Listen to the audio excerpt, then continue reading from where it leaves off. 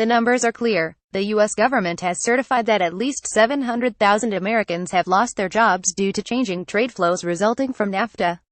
Many people believe that the number is much bigger than that. United States Trade Representative Robert E. Lighthizer remarks on NAFTA renegotiation, August 16 when the United States, Canada and Mexico launched talks on renegotiating NAFTA. We were surprised to see U.S. Trade Representative Robert E. Lighthizer assert that the U.S. government had certified 700,000 Americans had lost their jobs because of the North American Free Trade Agreement. President Trump is the fierce critic of NAFTA. Presumably he is one of the people who thinks the number is much bigger, but in our many years of covering economics we had never seen such a figure attributed to the U.S. government, let alone one that was certified. Such numbers are more commonly associated with left-leaning critics of the deal, not the federal government. In 2016, for instance, the U.S. International Trade Commission issued an extensive review of literature and simply noted a wide range of estimated impacts, depending on the political perspective or type of research. The report soberly referenced studies that showed the mixed and nuanced nature of NAFTA's estimated impacts on aggregate employment without concluding there was a definitive estimate. What's going on here? The facts: NAFTA took effect on January 1, 1994, or about 24 years ago. So, on the face of it, 700,000 jobs over a quarter century does not seem like much. That's about 30,000 jobs a year, which is a drop in the bucket of an economy with nearly 130 million full-time jobs. Just between 2009 and 2011, 6 million workers were displaced from jobs they held for more than 3 years, largely because factories moved away or closed, according to Bureau of Labor Statistics estimates.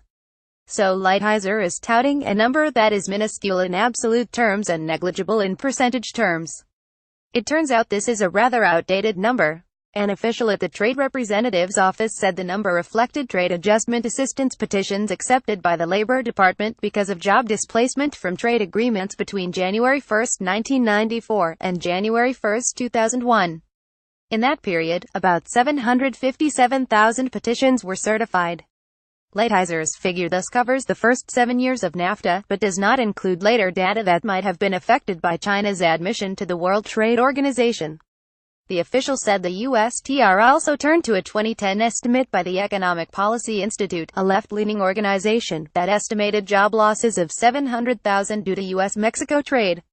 EPI actually has an updated 2013 estimate of 851,700 displaced jobs with both Mexico and Canada, but its methodology has been criticized as really meaning jobs changed by trade, not lost.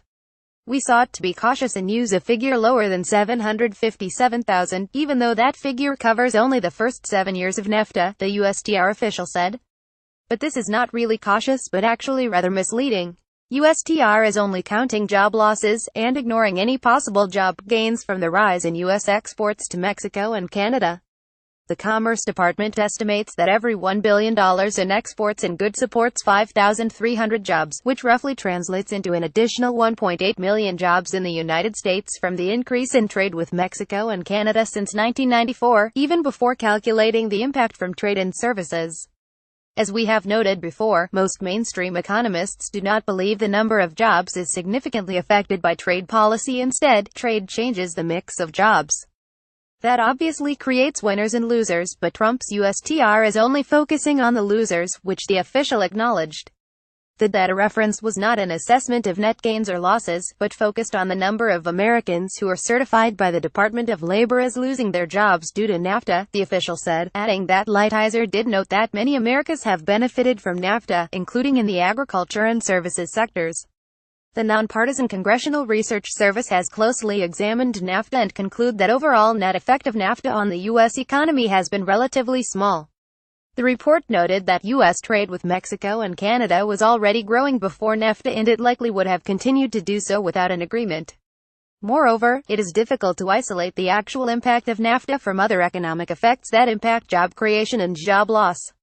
While Trump has railed about the U.S. trade deficit with Mexico in particular, CRS said that trade in crude oil and petroleum products distorts the deficit numbers. If these products are excluded from the trade balance, the deficit with NAFTA partners has been lower than the overall deficit in some years. In some years, the balance in non-energy merchandise has been positive, CRS said. CRS concluded in reality, NAFTA did not cause the huge job losses feared by the critics, or the large economic gains predicted by supporters. The net overall effect of NAFTA on the U.S. economy appears to have been relatively modest, primarily because trade with Canada and Mexico accounts for a small percentage of U.S. GDP. However, there were worker and firm adjustment costs as the three countries adjusted to more open trade and investment. Lighthizer is especially skating on thin ice by calling this a certified figure, which appears to be an effort to attach some authoritative weight to it. Not only are the numbers 16 years old, but there are strong reasons to suspect they inflate the impact of NAFTA. The Wall Street Journal in 1997 reported that a survey of employers whose employees who had been certified as having lost their jobs because of NAFTA found many examples in which the trade deal played no role. The Labor Department was just bending over backward to award benefits to laid-off workers. A sawmill in Port Gamble, Wash closed because its timber supply dwindled from efforts to save the spotted owl, so company officials were dumbfounded when the Labor Department certified every laid-off worker as a victim of NAFTA. If anyone can find some legitimate connection to NAFTA in this, I'd sure like to see it, a former manager said. The newspaper turned up numerous other examples of dubious certified claims, including 874 workers whose factory moved to Mexico in 1992, before NAFTA went into effect, because of competition from Japan. The Pinocchio test. To recap, Lighthizer touted a statistic derived from fuzzy data that was 16 years old, and which ignored the positive impact of trade with Mexico and Canada. In doing so, he sidesteps the fact that most economists believe the impact of NAFTA on the U.S. economy was relatively modest and trade imbalances are relatively small, especially if oil products are excluded. His figure is offered without context and thus is rather misleading. Lighthizer pushed this into Pinocchio territory by stating such a misleading number was certified by the U.S. government and could well be much, much bigger. In doing so, he suggests this fanciful bit of spin was vetted by government experts.